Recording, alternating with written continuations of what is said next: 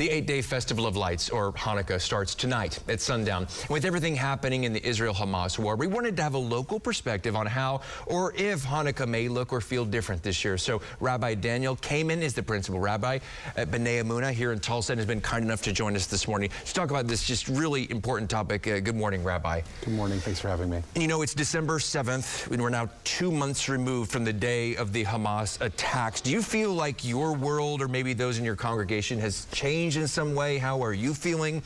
What do you get the sense from your congregation? You know, the October 7th attack took place on the final days of the high holiday season. Usually the days after the high holidays are calmer, it's a time to reset, and then by the time Hanukkah comes around, we're re-engaging with the community in a bigger way. This year it feels like we've been engaged fully without a break for the past 2 months because things feel a little different. Yeah, and I'm interested about your congregation. Do you all have connections to some of the victims? How is your congregation dealing with it, if they happen to know someone who's impacted over there? The Jewish community is very small, many people with relatives, friends who have traveled to the region.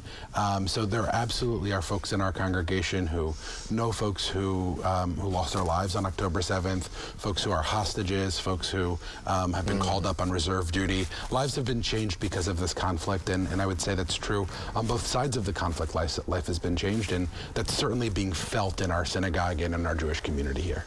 How do you handle this as a teacher? Because I'm sure you have things prepared, messages prepared, things you're going to say, and do you find yourself having to change topics? Do you find yourself having to pause? How is it like teaching during this time? You know, it's hard for every message not to be about conflict, or not to be about actually not conflict, but our hope for peace. And then that's actually where I think many people find their strength is a hope in personal stories, recognizing our own personal connections to what's going on, realizing that that's the story that many people share, and hopefully that leads to peace and positivity for all humankind. And what is your message to your congregation and to people at home, maybe watching?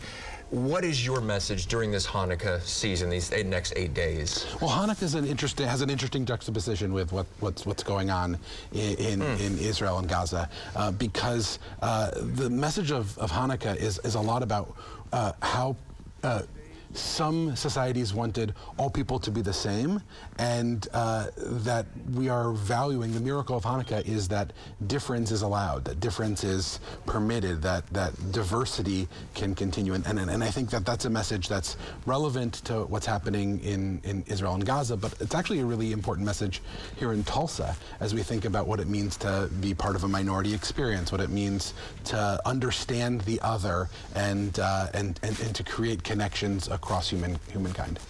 I wanted to talk about, you know, a really big event coming up this weekend, Winter Light Festival, kind of switching gears here to something more lighthearted and something I just find to be so interesting. There's a giant menorah involved. Tell me about what's happening on Sunday.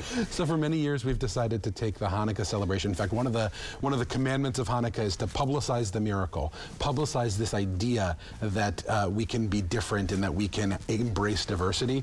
Our way of doing it this year is by building what we believe to be Oklahoma's largest menorah. It may be the largest menorah this side of the Mississippi, certainly larger than any menorah in Texas, but don't tell them, they're a little competitive. Right, yeah, right, not at all. You can see the picture on the right there. It's kind of in process. How close are we to completing the menorah, getting ready for Sunday? Is it like 95% complete? How close are we? We have a team out today. Hopefully by this evening, we'll be ready to go, and we'll light it up on the 4th night of Hanukkah, which is Sunday night at 5 p.m. And it is going to light up. Yeah, we've got flames coming out the top. Wow. And it'll be a big, exciting celebration.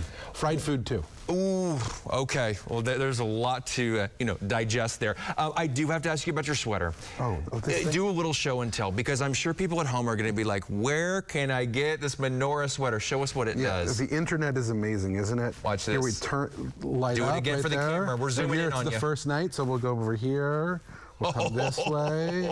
There we go. Light up all the flames, so that we can bring light to the darkest time of year. How about that? This is phenomenal. Well, Rabbi Daniel Kaiman, thank you so much for coming in to you, and just a blessing to you this season, and we hope to talk to you again soon. Thank you so much for having me.